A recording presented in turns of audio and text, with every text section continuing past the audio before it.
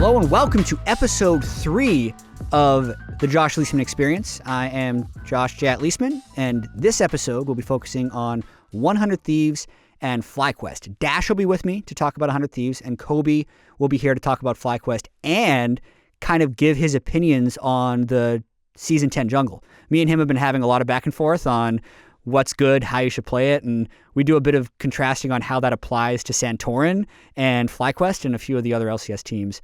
Also, if you haven't already, try and follow this podcast where you listen to it. So whether that's SoundCloud, iTunes, Spotify, Stitcher, Google Play, or the YouTube channel, try to give that a subscribe. I'm going to try and keep it as focused as possible, and this will be a pretty frequent podcast, so if you have a subscription notification, it'll allow you to listen to it right away. I found it interesting, this podcast, when I'm talking to Dash about a little bit more analytical stuff. I thought he would be good because he had the long sit-down interview, the Q, with Papasmithy, so we get into a little bit about how that roster was constructed, and then it's always good to talk to Cody, so he's here for FlyQuest. I hope you enjoy episode 3. See you soon. Welcome back, everybody, to the podcast. This one is going to be about 100 Thieves. Joining me is James Dash Patterson, who did a long interview with 100 Thieves GM Papasmithy. Yes, just yesterday. First of all, hello, everyone. Yeah. Nice to be here. Finally on a podcast with you. Well, I guess we did the Q together before. Yeah, we did, it was basically the Q pilot. Right. We just called it Jatt and Dash 101 or something. Exactly. And they said, hey, wait a minute. Dash can do a long interview with someone. I can. And you're like, oh, yeah, of course. This is my wheelhouse. No specific time limit, just wax and wane on topics. Yeah. But I'm excited because exactly as you mentioned, I've kind of had a unique opportunity to speak to both Papasmithy and Meteos on a more individual level within the last week, but very close to the split. So I think it gives me a little bit of an interesting perspective on the changes they made this year and the way the team looks coming into 2020. Yeah, I'd agree. And 100 Thieves is such an interesting team because when the LCS went to franchising is when they entered the league, and right away they made finals. And not only did they make finals, they had, in that year, I felt like the best docuseries, the Heist. Nadeshot was just this amazing narrator. Right. He'd obviously been around esports for a very long time, but the league community had never been introduced to him, and that was like a smashing hit right away. I mean, even the way that they came onto the scene with his announcement video, where he very much made that admission. Look, I know I'm an outsider. I know that I don't understand League of Legends, but I'm excited by this new opportunity in this new space and the ability and the opportunity to learn about this community and maybe one day be able to call myself a full-fledged part of it. Yeah. And they've done exactly that over the course of 2 years. Yeah, and I would put them as I don't know for sure, but a top 5 brand in the LCS already. Like if you think about team popularity, there's a lot of people, and they are bigger than League for sure. Like they have Fortnite streamers, they have a big content team, they have Call of Duty's a huge big for them. They're big merch as well. So I'll randomly see 100 Thieves merch just on the street, and those people have nothing to do with League of Legends. So they've done a lot in that way. But for as good as they started, first place spring split regular season, Afromoo, huge brand value, MVP, Worlds in their first year, and then a disaster, really. Yeah. Because they did all these roster changes at the start of 2019. They brought in Bang. Most people in their pre-spring split power rankings, including myself, put them in the top 3. Right. They finished 10th. They were awful. I mean, yeah, well, when you look at Cody's son being replaced by Bang, right? Yeah. In your mind's eye, anyone who has some historical framing for professional League of Legends would go, that is a straight upgrade. This team should be better. And something didn't track. Something did not come together last year for this team. And it really was, I mean, a disaster. With hindsight being 2020, I think we can call 2019 for 400 Thieves as close to a disaster as you can get. Yeah, I agree. At the end 2019 summer, finishing 8th. Sure, it's a bit of an improvement. They did make a run towards the end of the year. They finished 8 and 10, so 8th was just like a tiebreaker type thing. That's actually kind of close to playoff bottom. Record-wise, yeah. Yeah, but I agree. Just a total failure, really, for the team. And they pivoted. They did big pivots for 2020. And I think, though, one of the other things that made 2019 sting a little bit more, or 2018, 2019 because it kind of started summer 2018, if we're being honest. True, yeah, with Meteos going away. When Meteos got kicked, Mm-hmm. that I think it's the trajectory of the team once that happened, yes, going basically straight downward, but also kind of the hubbub around that move. Yeah. There was a lot of confusion. Why are you getting rid of Meteos, one of your best players, one of the reasons why you finished second to Team Liquid in spring split, your very first split ever? Why are you taking a second-place team in their first split and ripping it apart? Yeah. So it was like a 2-1. Not only is their performance dropping as a team as a whole, it was the way in which they got there just didn't make sense to a lot of people. Yeah. At this point, it feels like Prawley has been kind of targeted as the scapegoat. Yep. Which I think, I don't know the behind the scenes at all. But if I'm just a sports fan looking at this, I do see this situation play out in a lot of other pro sports where a good or a star level player has real clashes with the head coach. It's just downhill no matter what you do. Right. You can keep them together, they'll lose. You can split them up, they'll lose. Something just has to change. The Green Bay Packers are actually the biggest example of that this year in the NFL. Mike McCarthy and Aaron Rodgers had a big dispute. Out. McCarthy ends up getting fired. The Packers are now in the NFC Championship game with their new coach. And Mike McCarthy just got a new job with the Dallas Cowboys. Right? So, Prawley is a guy with a actual really great coaching track record, worlds multiple times on H2K, did help them get to finals, but there was definitely big problems behind the scenes that led to part of this collapse. I mean, individually, no one's worse for the wear, to your point, think, right? yeah. But they did need to separate, and as a team, something wasn't coming together. And interestingly enough, to your point, I do know, timeline-wise, the first move that 100 Thieves made in terms of their 2020 roster, air quotes, was the coach. So Zix was actually the first pickup, according to Papasmithy, before the players. And so coaching really was a big thing, I know, on his radar coming into 100 Thieves of changes that he wanted to make to improve either the environment or the way that they approach the game. I think that's the right call after seeing the downward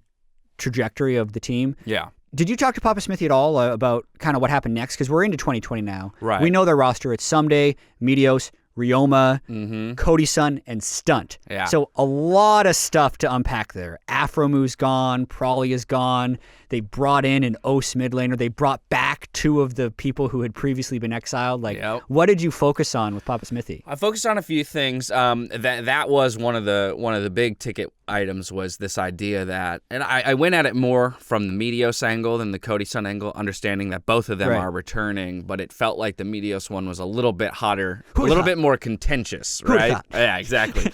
And so I spoke to him about that, and he said, actually, let me take a step back and talk you through the coaching philosophy there, because he did consider bringing in a Korean coach. It was actually a big consideration of his.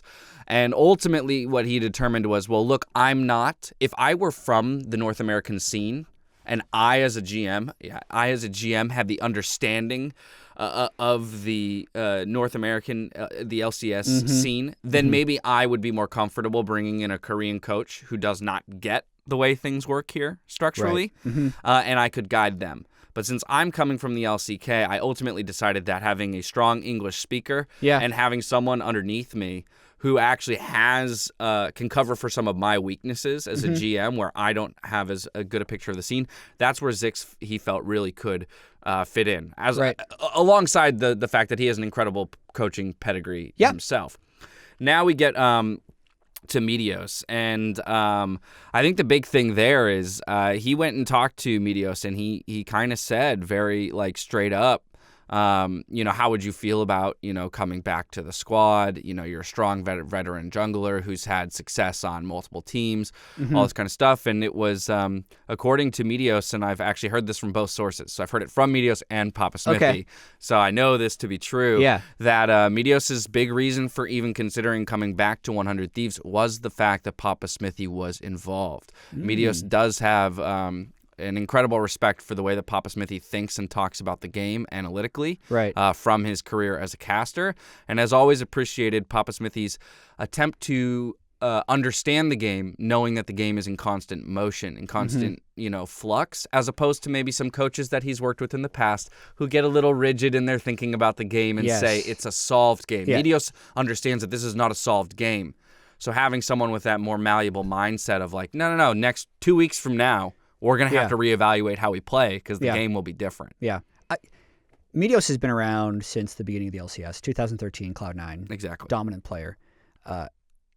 I think a lot of casters, especially the ones who have gotten to know Meteos, end up having a very favorable opinion of him. Me as well. Like I've talked to him a lot in side conversations, even when I was on the balance team. Like there were certain pros that I reach out to just to talk to. Meteos was one of them. Like he thinks about the game differently than most junglers. Yes. He probably plays fewer games than them because he thinks about the game more. He will research how much experience Krugs gives and realized last year that they were quite actually double the value everything else of other camps. So every jungling decision should be made around Krugs, and that kind of helped start a bit of a jungling revolution when more people caught on to that. So in that way, it's good that things are in constant motion. But that also doesn't mean that Meteos is always right and that he's this amazing person to be malleable and work with. Like, I think that, especially in the past, like Meteos and people that want strong authority don't mix well. He's had issues with Lemon Nation in the past about who should build Aegis. Yeah, I remember that. That's Jesus. One where he was really, Aegis, who has to build that because he knew how valuable it was and he didn't want to do it. Right. But somebody on the team had to But buy you it. had to do it. Yeah. And, also, like, I think he's done a lot of personal growth throughout the years where he had that time on Phoenix 1 where he actually told them, hey, I'm on break. Yeah. Sure, I will play LCS with you. I'm not going to be in your scrim house. He told these amazing stories about his scrims with Phoenix 1 where he would scrim with them, not in the same house, on comms, and he would not post-game chat with them. The game would end, he'd take off his headset, he'd walk his dog, and he'd come back for the next game. Two. Yeah. Oh, my God. And they were the best they've been with him because he still has so much of that innate ability, but at that point he wasn't even committed. Right. Now he has recommitted. He's kind of made that decision that he's going to be a long-time LCS player, and I think he was at his highest value that he's been in so long on the free agency market. Yeah. And to your point about authority, I think when we look at the rest of the 100 Thieves roster and the way it's come together, I think that is where I have a little bit of confidence here. Because he, aside from really Ssumday, he's top dog. He's the most veteran, most successful player on this team now. And so in a lot of ways, that's going to default him into a leadership role and give him maybe that feeling of authority outside of the coaching figure. Yeah. And so as long as he and Zix, right, I think that's the big thing. As long as he and Zix can agree on the way the game should be played, ideally there is a bit of a trickle-down effect and there isn't so much animosity maybe between him and anyone else in terms of the way they look at the game. Yeah, I'd agree with that. I think now with him being in basically his 7th or 8th year of playing pro, he's 26, he's had more life experience, it would be the right time to do it. Let's go over to Ssumday, though. Okay. Because last year was just, it must have really sucked for Ssumday because the team had such an issue in mid lane that they had to bring Ryu back from not really wanting to play. Right. And they put in Fake God, and Ssumday just smurfed in Academy. Yeah. For lack of a better word. I don't know what I cannot begin to suppose what, see, I'm already struggling to put the words to it, what Ssumday's mindset is. Yeah. Coming out of 2019, I mean, I would hope that he can take that step back and say 2019 was less of a me issue and more of a 100 Thieves issue. Yeah. And not let it get to him in some fashion. But I can only imagine when you are operating or playing at the highest levels of competition, that at the end of the day, all you want to do is play on the LCS stage. And to have gone through a year where that was taken away from you, whether it is your fault because you're not playing up to par or something within the team is not going right, something's going to carry over there, right? Like there's some sort of mental obstacle that he's going to have to overcome here, I think, at the beginning, the outset of the split to maybe regain some confidence, either in himself or in the org. And that's the thing. I don't know. I don't begin to suppose where that breakdown was. Does he have a lack of confidence in himself due to 2019 and the way he was treated and pushed down to Academy? Or does he have a lack of faith or confidence in the org? Because ultimately, to your point, like, he was good enough to play in the LCS last year. He just wasn't playing in the LCS last year. And why? It's the org. Yeah. It's the org, and the fact that they thought the trade-off between him and Fake God was more fortuitous to have Ryu instead of Huhi. Right. Or instead of Palafox. I forget exactly whether those moves had the intention of making that statement to him or not, which I, in good faith, trust that 100 Thieves was not telling Ssumday, you're garbage, in making that move, there's going to be some amount of effect there. And so, again, part of Papasmithy's new challenge and Zix's new challenge is going to be like, look, that was 100 Thieves of old. Whatever decision was made then and by other people for other reasons. Yes. Let's hit the reset button. Here's our new philosophy. Ssumday you have our full support and confidence behind you in 2020. Yeah. And it was Soligo, who was another guy in the mid lane, not Palafox, just to correct myself. And looking at the roster, a lot of it is just a return to the things that looked like they worked the best in 2018 and almost trying to right past wrongs. Because you've got 3/5 of it there. You're just missing your mid and your support. Yeah, Ryu and Aframu are changed for Ryoma and Stunt. But to go a little bit more on Ssumday, this is actually his 4th year in the LCS. Wow. Yeah, he was spring and summer in 2017 on Dig. Yeah. I forget the Dig years. Yeah, the best he did there. They actually had an okay squad one year where they had an upset in the playoffs and ended up making it to the semifinals, and then were in Boston for the 3rd, 4th match. Okay. Didn't make Worlds that year, obviously. Didn't make it into franchising. 4 splits on 100 Thieves. Okay. Right? Wow, yeah, exactly. And I am always conflicted when I try and evaluate him as a player because I know what his peak is. I know what his peak you're looking back at LCK days. Yeah. Like KT Rolster just Ssumday as a god, he comes over. Wow, he's like a top 2 mid laner or top laner in the world. Right. Like, what's he gonna do to this LCS squad? That's when all the memes started coming out. Like, I can't wait to see NA tops trying to compete with Ssumday. Right. What's up? Like that type of stuff. Mm-hmm. And to me, even though he had a lot of games where he'd be on carry champions, I feel like they almost never win those games. This is my dilemma with Ssumday. He gets leads with carry champions, but he can't convert it to victory. Where I think he's been best and most successful is when he uses his mechanics to get leads on facilitators like Maokai, or even if Ornn becomes meta. But if I think about a lot of his best games, it's actually been on these things that people define as skill-less tanks.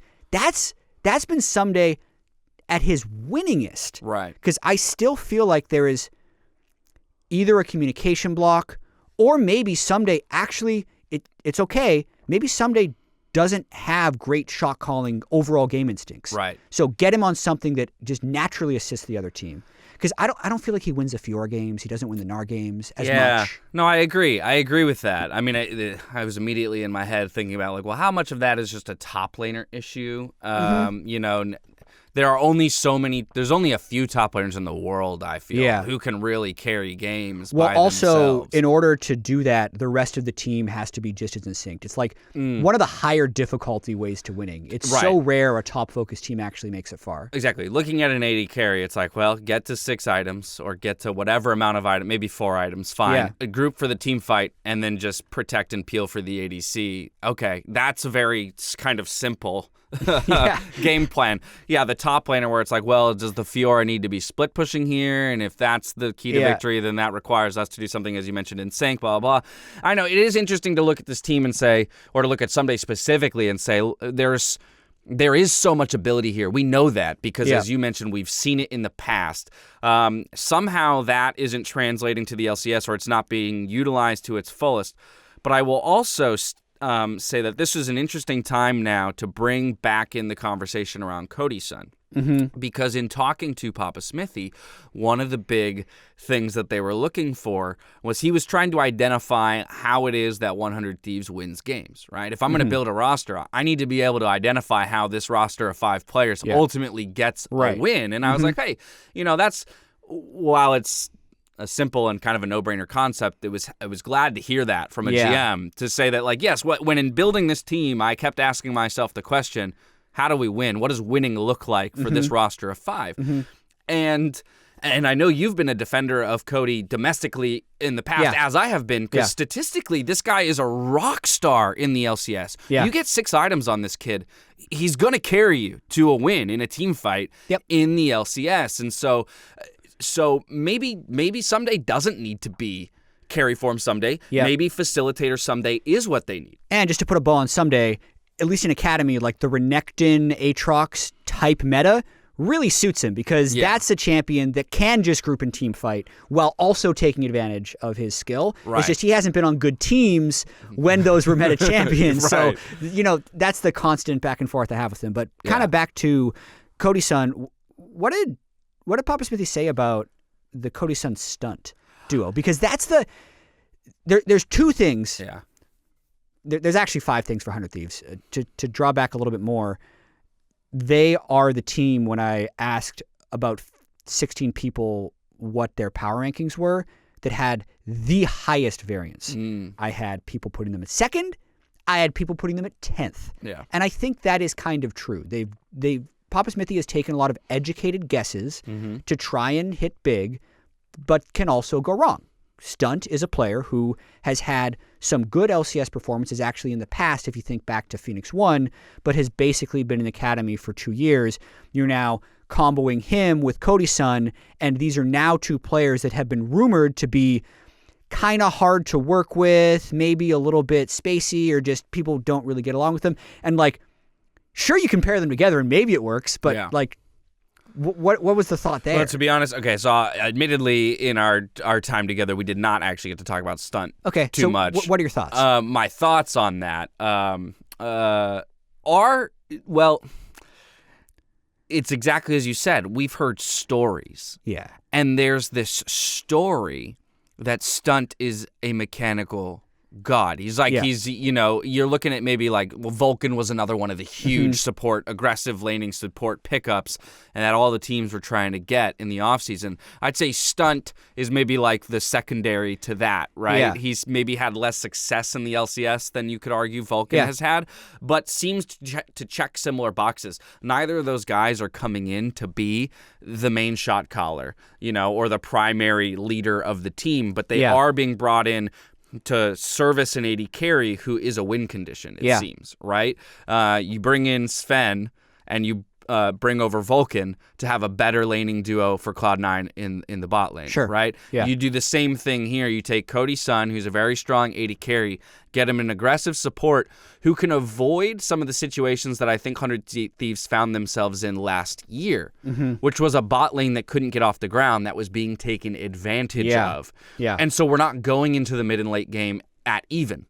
And so, of course, Cody can't carry from that position. So, look, we don't need a leader. That's what Meteos is going to have to do. Meteos is going to have to lead. We just need someone to get Cody to the point that when Meteos takes over, Cody still has the items, I think, to win the fight. I agree. And it's something that I think is worth the risk when I look at the landscape of supports. And this is also I just recorded the Golden Guardians episode with Freak, and we talked about Keith doing the role swap. Oh boy! Right, to support that's a high variance move to say the least. Very much. But a lot of the supports, like the top tier supports, were locked in.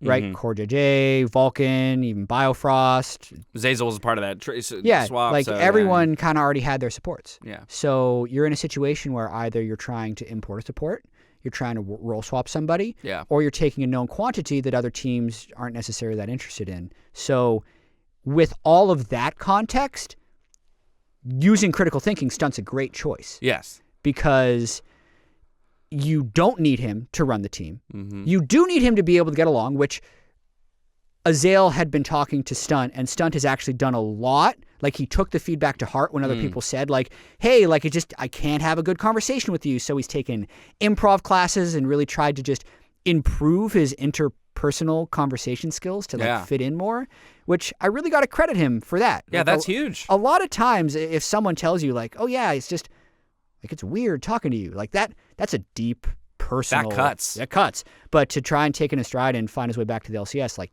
maybe he's really committed. Yeah. So. And that's where I can see maybe Stunt will benefit from being under the tutelage of someone like Papasmithy. Right. We haven't talked too much about. I think we talk a lot in one direction, but one of the things that I think the GM position will benefit from a caster occupying it is some of that kind of social ability, that social aptitude, where Papa has had to work closely with other people on a verbal level, on a conversational level, that, hey, maybe he can be of help to a young person like Stunt or a young team that needs to communicate, and communication is one of Papasmithy's skill sets. Agreed. But can you win an LCS title without a top mid laner? Oh, God, I don't know. I know. That's a big moment of variance. Right, and when we talk about Stunt and saying, well, okay, not using an import slot there, to then what? You're saving your You're saving your import for an OCE mid. Like, whoa! We obviously don't know exactly how the offseason went, but Pobelter was on the market for a while. DeMonte was on the market for a while. Yep. Guys who have, Pobelter's a guy who has won an LCS title. He's proven to be a good enough mid laner that you can win a title with him. Exactly. Not starting. Instead, we have this. We know Papasmithy is from OS. Yep. He has some OS connections. Yep. Right? I've also tried to do a little bit of diligence, talk to Spawn. Spawn was like, yo, best mid laner knows. Yeah. Like, I was like, better than Triple? Because I watched Triple at All-Star. At Worlds, he was pretty good. He's like, yeah, I think he was better than Triple. Okay.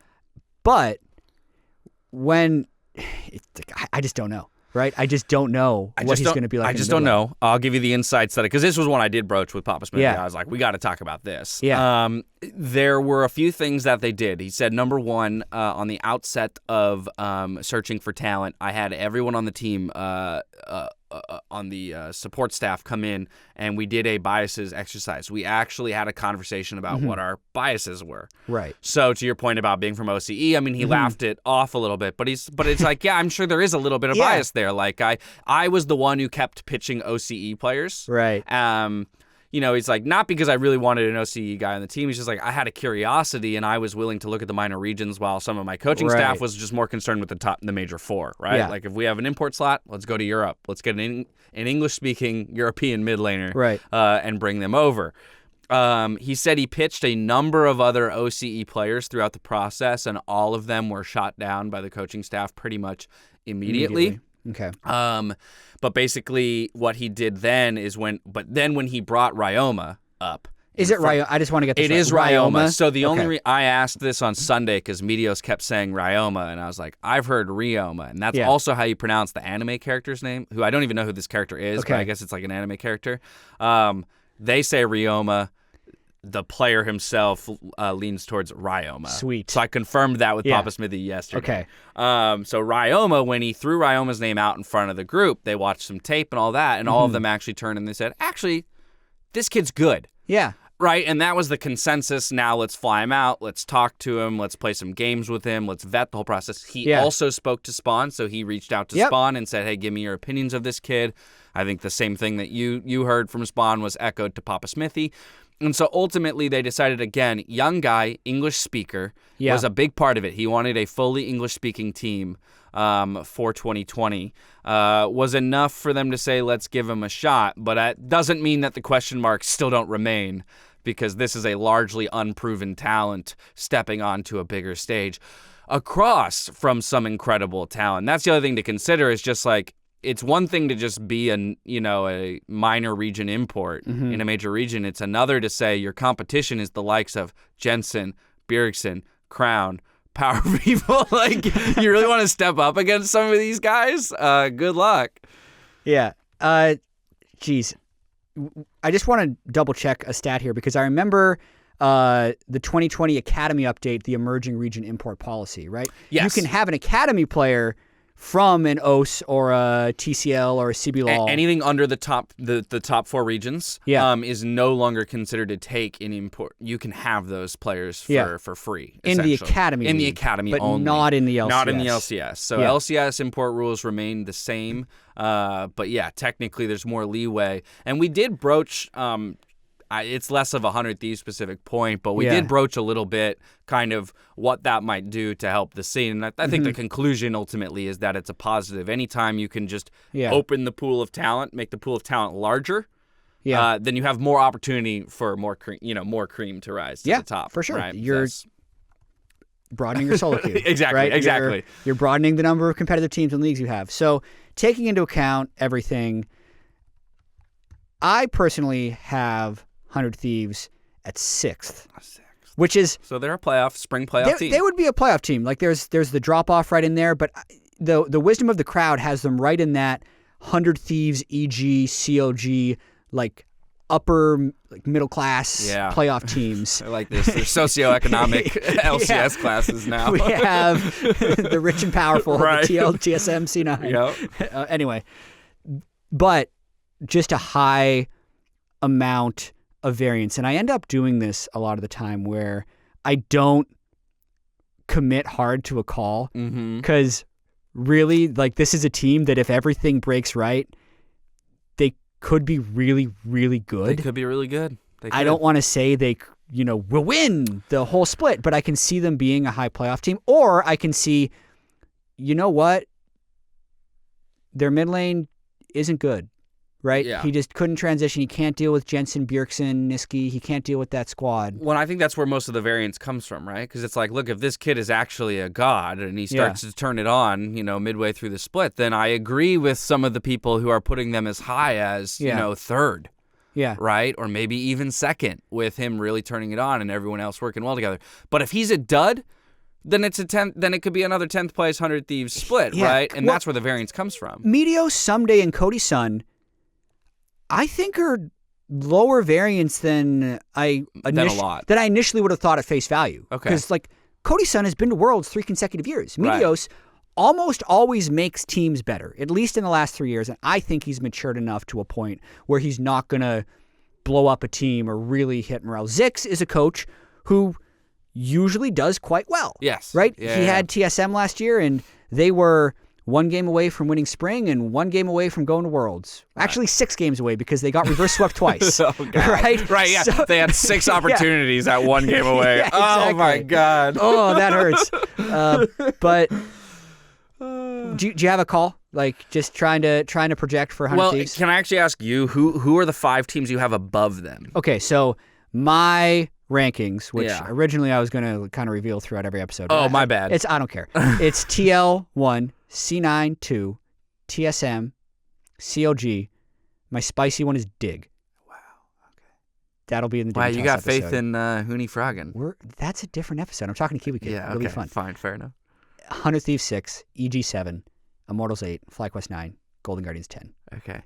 Yeah, I have question marks on Dig, and then I'm surprised you put C9 as high as you did. The wisdom of the crowd was TL, TSM, C9, COG, 100 Thieves, EG, Dig, Immortals, Fly, Golden Guardians. All right, so they had TSM above C9, and then they actually had 100 Thieves a little higher than you. Yes, 100 Thieves was 5th. But that's the one that has a lot of was variance. a 5.2, but the highest standard deviation of all teams. Yeah. I mean, I think I align more with you on the 100 Thieves prediction that they're like a 6th place team. And I think that's a spring prediction.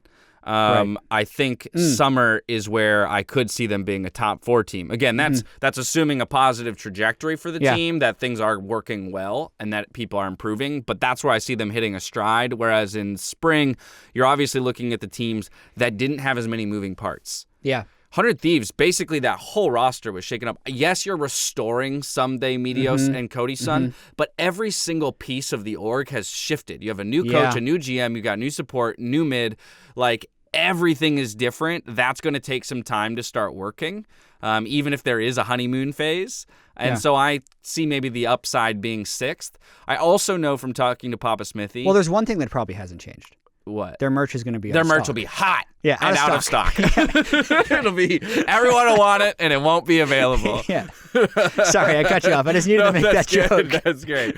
Yeah. I do know that from talking to Papasmithy, that he feels there is a necessity to look at the future kind of in 3 different segments. He uses this a lot, and you've probably heard it in talking to him just about his career trajectory, but that he kind of looks at, the short, the medium, and the long of it, And so I asked him in the interview, what are the short, medium and long-term aspirations for the team? And obviously he's like, well, obviously the long-term aspirations are win a world championship. The reality of doing that in the first year is probably a lot slimmer than we'd like. So more than anything, I think he does have a broader scope in terms of looking at this team's success. So I can already say too that I don't think the team is deluding themselves into thinking that spring is a first-place finish. Are they going to go for it? Yes. Is that the goal still? Absolutely. I don't want to downplay the aspirations of the team, but I also think that there is maybe a healthy amount of realism over in that camp right now with Papasmithy at the helm. That this is maybe a 2-year process, and with the way that the academy scene is shaping up. One thing he stated was that he believes across the 100 players in the LCS this year, academy and the starting rosters in LCS, that the overall level of talent has increased from 2019 to 2020. So that was just a blanket statement he made, and I think that's a positive. That's a great thing if true.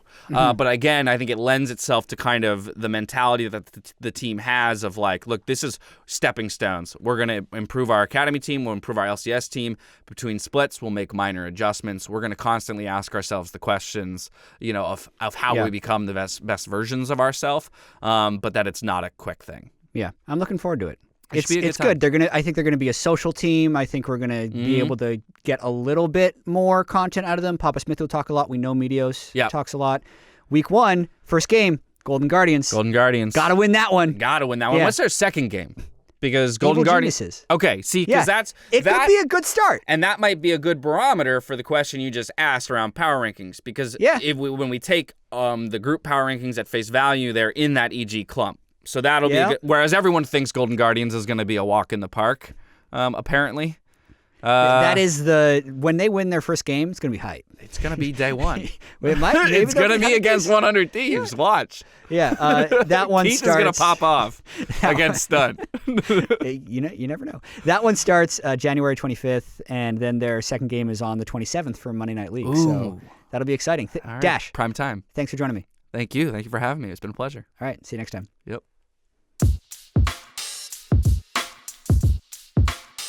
Hey everybody, welcome back to JLXP. Right now I am joined by Cody to talk about FlyQuest, a team that has actually been in the LCS 3 consecutive years. You sound so surprised. Well, I think a lot of times when I go through the LCS teams, you look at a team like Hunter Thieves and you say, oh yeah, like they have the strong branding. They've been here for 2 years. FlyQuest came in earlier. Their origin was actually the Cloud9 Academy High Balls Lemonation Squad coming up through Challenger. It wasn't even Academy back then becoming FlyQuest. But then when permanent partnerships happened, like switched out the whole roster. It's this really weird team to kind of get a pulse on. I bet most people don't realize that in 6 splits, they've made playoffs 3 times. Did you know that? Yes. Okay. Because, you're not most people, so though. And for me, you talk about trying to catch the eye of fans, I guess, basically, right? To get notoriety. I feel like they were flirting with it when Viper came out and had these games where he crushed on Riven. This everybody 2019 spring. Yeah. Everybody loves to see that, right? And there's so many Riven mains, and even people who don't main the champion respect the mechanical ability that you have to play that champion. The combos are cool. So having that sort of flair definitely attracts eyeballs. And then Santorin also coming back and kind of having a redemption. After getting memed out of TSM with the wards thing, he had a really good split, and I felt like FlyQuest were on the rise. They also have WildTurtle in the bottom lane, another guy that has a ton of fans. So I felt like they were primed to kind of take that next big step, and then they had a bit of a fallback split. In summer, they finished ninth. And so that was definitely a vibe killer, I think. That one hurts. For what they were going for. But I felt like they were building up a lot of good momentum, and they were starting to really move the brand forward. Yeah, it's been strange kind of trying to get attached to this team because WildTurtle has been someone who's on the team now for his 6th consecutive split. He's really the constant factor on this team. But like you mentioned, it's a lower tier, but it's almost a little bit like COG where you get a little bit of hope for FlyQuest and you think, hey, maybe this team is decent. And then they go and disappoint. Coming into 2020, I think upgrades they've made to mid lane with PoE and support with Ignar could be a little bit hopeful. The power ranking survey I took put them on average at an 8.1, which actually is 0.1 below Immortal. So that has them in 9th. My personal power ranking for this team also had them in 9th. If there's a team where I list like, how confident am I in this ranking? I'm pretty low in my 9th confidence for FlyQuest. I think I ended up putting some of the other teams over them because of maybe individual star power or, the peak of Froggen and Huni and Aphromu that I've seen in the past if I'm talking about a team like Dignitas. Because I think there's a chance this team with strong teamwork and upgrades they've made with PoE in mid lane and Ignar to the bottom lane could be good. And I wanted to get your thoughts on this podcast, Kobe, about WildTurtle, because he's someone who you, I think, still have a little bit of faith or confidence in. Yeah, I'd say my ranking for this team is going to end up higher on my personal power rankings than 9, but not a tremendous amount though. So probably around 7 or 8. I don't have them, hammered out the entire list yet, but I think it's going to be higher, but not tremendously higher. And you mentioned WildTurtle. I have a very good relationship with him because we were both in the scene before the LCS even started. So I've known him for 10 years.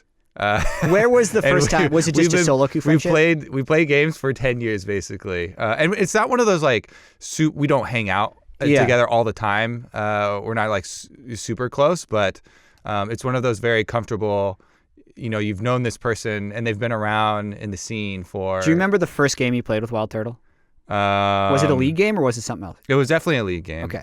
I don't remember exactly what it was, but he was not playing AD carry. He was playing either mid lane or top lane. Well, yeah, so just a little bit of background on WildTurtle, because he really has been around forever, is the breakout for him. Obviously, his biggest breakout was when he subbed in for Chaos for TSM in 2015. Pentakill, baby. Subs in, first game, gets a pentakill. You're like, well, your job on TSM is secure. Yeah, but before that, like in, I don't know, the prehistoric Pro League era. Pre-LCS. Yeah. You're talking about IPLs and I'm these talking tournaments. about IPL Face-Off, which was in San Francisco. He subbed in for Curse as a mid laner. Gragas, baby. Gragas spam mid. And he was smashing people in that tournament. That's also a time, before people practiced a whole bunch and role swapping was kind of more acceptable. But it's like, I think he was Wild Tortoise then, and then he evolved to WildTurtle. Really? Yeah. Huh. One of his names was Wild Tortoise, and it switched to WildTurtle. And then someone asked him why he changed. He's like, I've evolved. It's turtle way. This was back in 2012. It's really funny because one of the things about Jason Turtle is that he always has practiced a lot. So you mentioned it's back in this time, when there wasn't strict practice and teams don't like scrim and all that. Yeah, he was a grinder with maybe 4 or 5 accounts in Challenger, very high rated all the time, and he played different roles as well. He played a lot of fill. So that's definitely one thing that has stayed true over the years for Turtle for me is that he has an incredible drive, and he's a very hard worker. To this day, when last year when I was talking to him, about the split, he's always coming up with, oh, what does my team need to work on? What do I need to work on in order for us to climb out of this hole, in order for us to reach that next level? And he thinks about it a lot, and he also puts in the time. So yeah. And he's had a few memes follow him around on the negative end. Like, if the whole flash forward, don't flash forward thing, like, it's at this point it's overplayed. I think there really was a time in TSM where he had died too much, and they were like, just never flash forward. And it just, like, that just ruins you temporarily as a player to have this reaction level instinct in the back of your head that you're told to completely ignore, rather than just, like, play more passive instead of never flash forward. Just seemed a little off. And even after his time on TSM, he immediately found success with Immortals. Immortals is a team, the 2016 version of Immortals, that was 17-1 in the first regular season spring split, and then 16-2 in the summer regular season. It's really shocking thinking back that team never made Worlds, let alone an LCS final. Just back-to-back upsets in the semifinals. But for the most part, that was a very successful team. He then wins another split on TSM as Doublelift is streaming in the spring of 2017. And then he spent the last 5 splits on FlyQuest. And I think in defense of Turtle, he hasn't really had the pieces around him to enable. AD carry oftentimes is the most moldable role or the most reliant, while still being something you need to be able to get a team over the top because of reliable damage. And of the FlyQuest teams he's been on, probably you'd think a higher peak on this one with PoE and Ignar. What are your thoughts on, like, not what the expected thing is, because we were over that. We don't need to dwell on, hey, I put them 9th, you put them out of the playoffs. Like, if things go well, why would you be excited for this iteration of FlyQuest? So there are a couple of things that have to go well. There are 2 parts to me for this roster. It's the new players, the PowerOfEvil and the Ignar, the new signings. But also, we have seen much better play from 2 existing players, Viper and Santorin, on this team previous to their most recent performances. Yeah, so, less than a year ago when they made it to semifinals. Exactly. So you're looking at those parts and you say, I want the existing parts that are still there to return to that form and the additions of PowerOfEvil and Ignar to work out well. And that, to me, would be the peak for this team, and I think it is very high. I know that, dissecting it a little bit with the Ignar pickup specifically, they have been very excited and very happy about picking him up as far as really getting that bottom lane to where they wanted. They had a lot of struggles trying to. You talk about how AD carry is so reliant on a lot of other roles, and there were a lot of times where Turtle was even talking about. How do we get the team to initiate? He felt like he had to bait more and, like, put himself out there to be a target as the AD carry to get to win team fights going. and, like, draw attention and create space. Yeah, and so there are all these different things that go into how they actually want to run the team. Yeah, but I think that from feedback from talking to various players and teams that have scrimmed against them, there's very positive sentiment right now for Ignar. So I think that is going to be an improvement for the team. And then PowerOfEvil for Pobelter, that may be more of an even one for me, because I feel like I rate Pobelter a bit higher than most of the community. Or LCS teams, or LCS being clear, team. because he's not on a starting LCS team. Well, it's funny that you mentioned that, because as of right now, he is a starting jungler, maybe. He'll be playing jungle for Team Liquid. Regardless, though, I think that PowerOfEvil will be. He's always, I guess, stable is a word that we usually use for PowerOfEvil. Yeah, it's kind of interesting to see what direction he's going to go, because he's always been a control mage player. Yeah. Those are not super prevalent in the new season. 2020, season 10, there's a lot of mobility. We're dealing with the aftermath of Doinby and FPX winning Worlds, in which they won Worlds in Nautilus, Galio. And so everybody is on the mind of, all right, I need to roam around. I either need to play, tanks initiate, or I need to be an assassin to kill the other lanes or something. And I know that the Balance team, they released on the PBE, there's already some buffs for more traditional mages and stuff like that. So, maybe we'll see a backswing to sort of that type of style. But to me, even when they had PowerOfEvil, he played a couple, LeBlanc games. He had a couple different style champions. He technically played Kiana. Yeah. I want to talk about that a little bit more because we actually don't talk that much about how the perceived meta would work with an individual player, because a lot of the time the old school LCS players have kind of found a way to prove themselves in multiple metas and can play multiple styles. I wouldn't say that's true with this team, because yes, PoE last year did play a Kiana game in the third place match and was serviceable. We'd hear stories from the COG camp that, well, actually PoE was the first Kiana and he was really good at it in scrims, and like that may be true, but that doesn't change the fact that he's a slow control mage player who tries to power up. And then Santorin is a guy who yes, he had a good split in 2019 spring, but peak Santorin was actually, hey, I have winning lanes and I'm able to take this low risk farm up style and be a reliable person for you. The jungle is the role that I think changed the most in the offseason, not even talking about what happened in 2020. You and I have had a lot of jungle conversations about, like, how do we jungle? How do we accept this new state of mind? And the quickest way I can sum it up is a lot of other roles get more powerful throughout the game. Junglers are powerful at level 3 and then get weaker. That's kind of how you should be thinking about it. Sure, you can power up a little bit and still be strong at level 6 and still be strong at level 11, but it's really about how much you can create in the first 10 minutes of the game. And then you're going to usually beat the person who's just trying to farm. I am a farm player. I'm feeling it the most. Like, I need to change. And Santorin needs to change.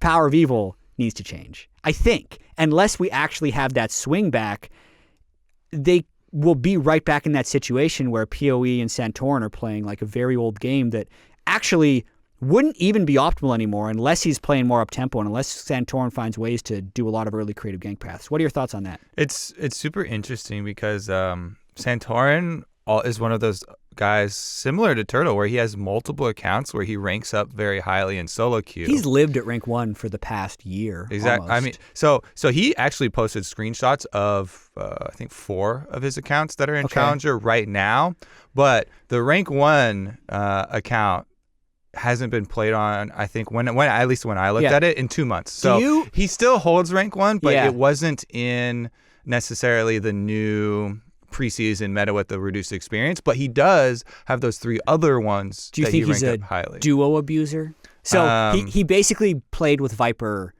when he was reaching 1600 LP, and to their credit, like, the matchmaking does give you a bit of a bonus if you're duoed. Like, it increases your MMR to like kind of account for it, but they were just so good together. They were basically unbeatable in solo queue. I do think so. Here's what I was trying to get at with the account spamming for Santorin is that he, I think, can play this early aggressive gank style. We saw it in spring. He was very active. You're right. He was on the LCS stage. He did that. We also saw then in summer less activity. So and jungle's it's a role with very, very, like, there's so many different factors that you have to take into account, and the variability is extremely high. So it is going to come down to how willing is the team to embrace that type of play style, because as far as my take on Season 10 jungle with quicker respawning camps but lower experience, especially as the game goes on. Yep. It's like the mid-game farming is just a trap. Much like you, I used to have a higher priority on farming. Basically, they've increased the variability of the jungle role by reducing your fallback pattern of hard farming to give you this consistent power. And now, I have games where I am super fed, but it's because I got 10 kills. Yeah. And you can still be powerful late game if you become a laner. Well, and become a laner. The jungle doesn't give experience, but if you just take all the top laners farm after you've had your powerful 10 minutes, you can still carry. Right. And so to me, especially for competitive, this is going to put focus on how is the team going to attack the enemy jungler. Because if you can control that, there's a reason why most people have the opinion that jungle is one of the most influential roles in the entire game. It's because they get to move around so much. Yeah. And they do get to show up in all these different lanes. So, if you as a team are able to orchestrate that, get your jungler stronger than the enemy jungle, then you're allowed to play the more bully style and dictate that pace of the game.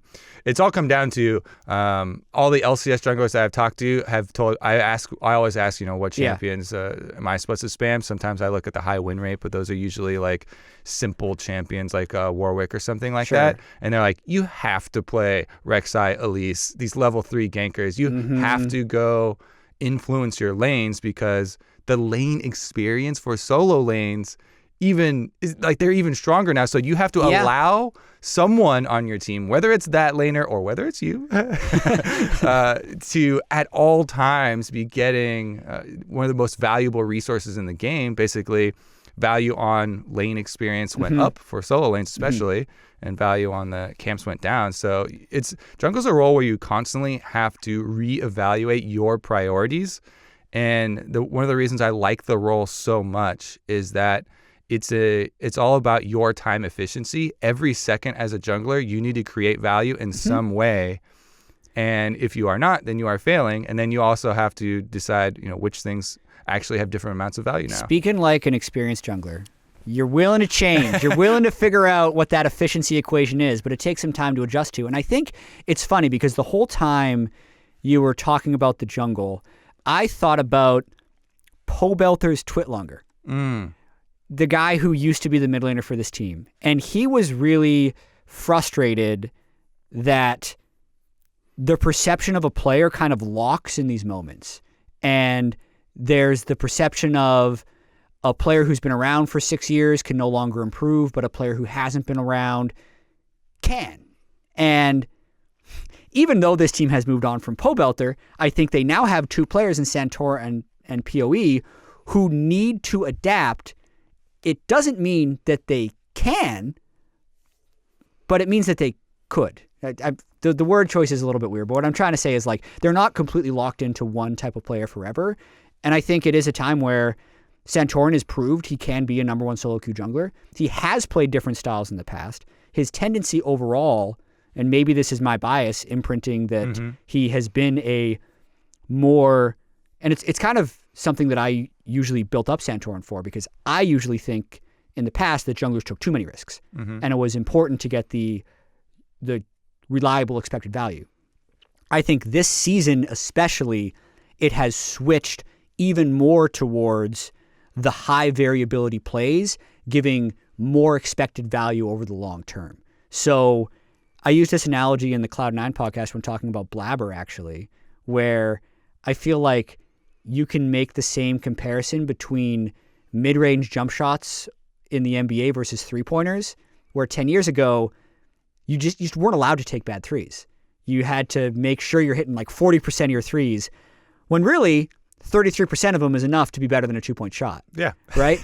And did the math. Wait a second. Yeah, it's hey. 3 points versus 2 points. Yeah, because it actually used to be the quote godlike shooting splits. Even today is 50-40.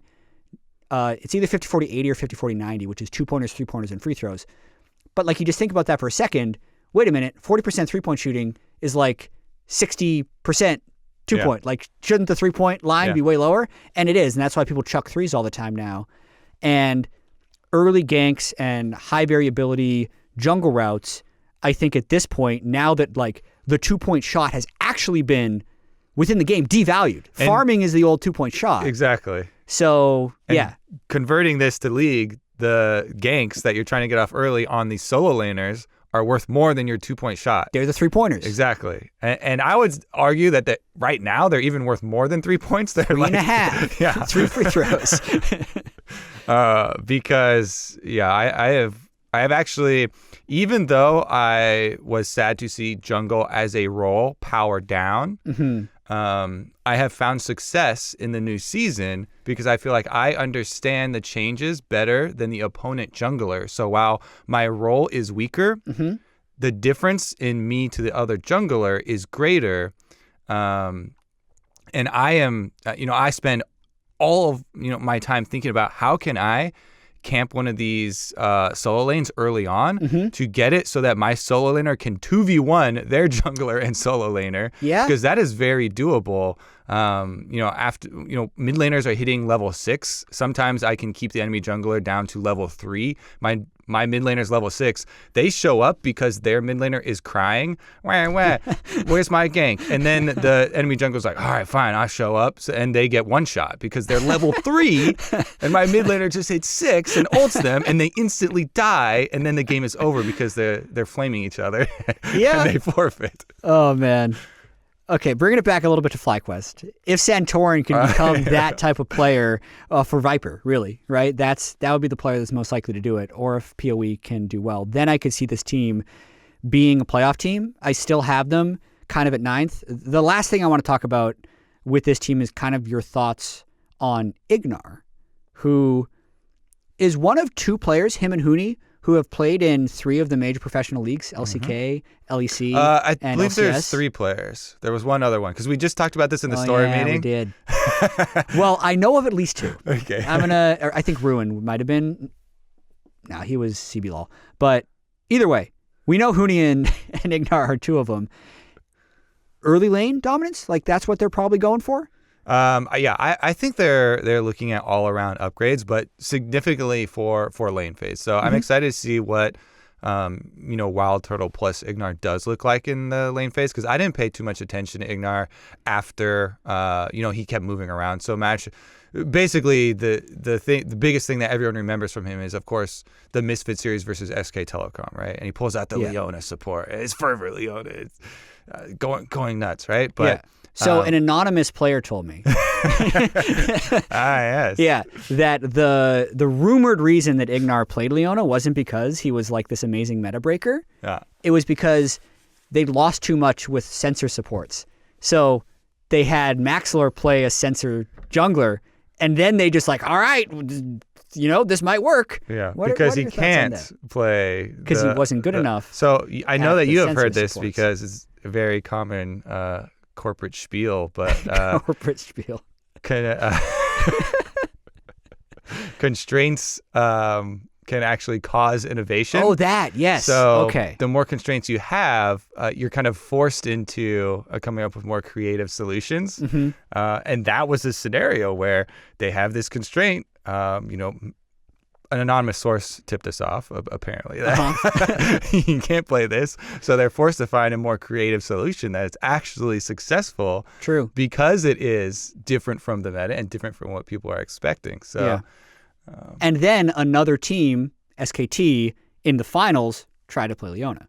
So it wasn't just like this clearly inferior thing. It actually was a creative solution that probably should have seen some more play down the line. But maybe, that's there's something that's to a that lesson. corporate spiel, Jatt. Yes, sometimes, put a constraint on yourself. It's really, I think in the corporate world, it's something, just like, be creative. It's better for you. Yeah, the reason it's spiel is because a lot of the time it'll get just labeled onto something where they're like, we're cutting the budget 50%. Deal with it. Come up with a creative solution. This is for your own good. Yeah. Yeah, but in that sense, it did show the world that it was not as locked in meta as possible. Jury's still out on this FlyQuest team for me. For sure. I'd like people to remember that they've made playoffs half the time. I think a lot of the memory of this team is that they're this bottom feeder in the LCS. That's really not the case. And this spring split, we'll see if they're able to make improvements, because I think you look at last split's roster to this split's roster, I do think there are clear improvements, and the peak of last year's roster was 4th. So glass half full, it's a playoff team. Half empty is where I'm currently at. But we will have to see. We'll see if we fill that glass up. We'll have to wait until the playoffs to see if they made it in. Anyway, Kobe, thanks for joining me for FlyQuest in 2020. Yeah, thanks for having me.